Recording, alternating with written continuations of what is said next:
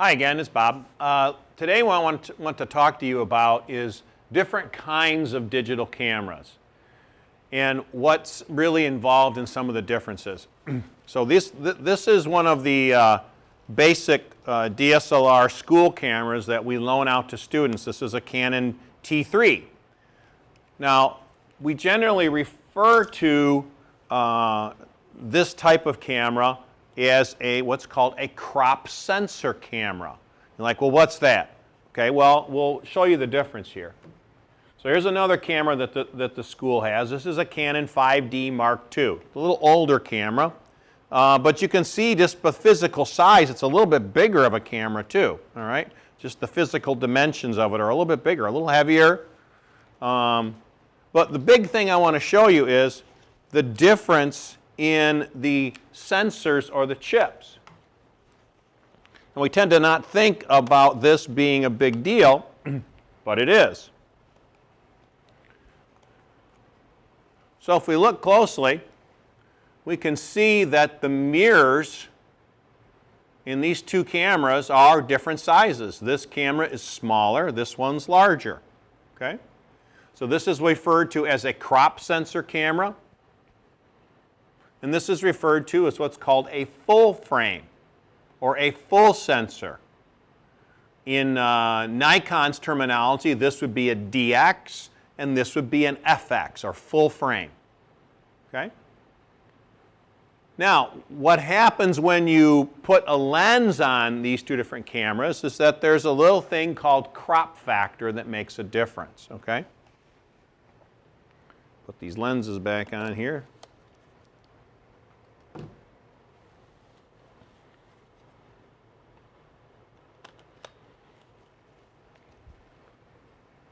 So what happens between the two cameras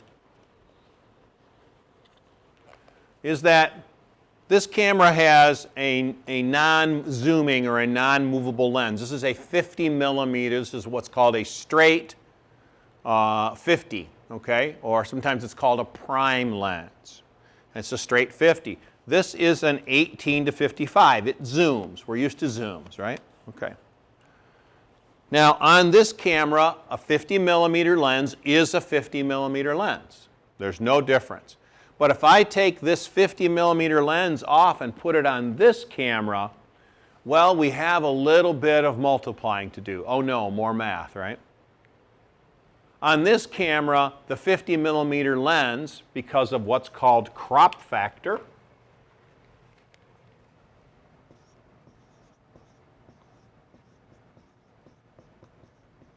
we multiply that by 1.6.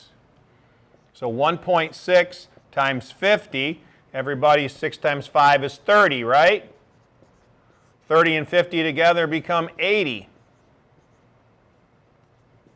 So for all practical purposes, when I put this 50 millimeter lens on this crop sensor camera, it essentially multiplies it by 1.6.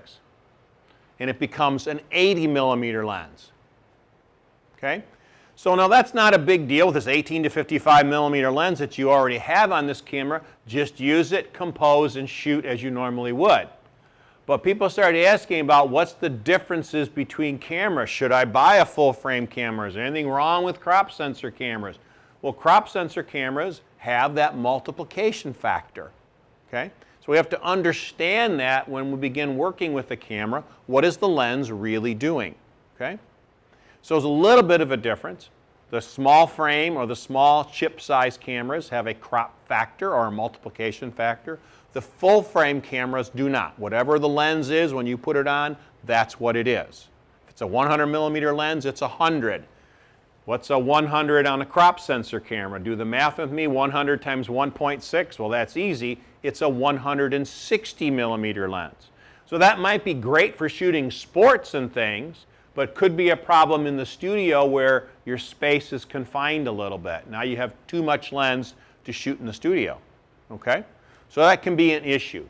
Now, we also have even smaller cameras, like this Canon point and shoot camera. Now that has an even smaller sensor on it than the crop sensor camera does.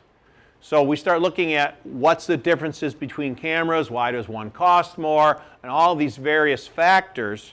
One of them is the chip size, right? Now, of course, we have, our phones, right? The chip in here is teeny tiny. It's the size of your fingernail, your pinky finger. The chip is tiny, tiny in these phones.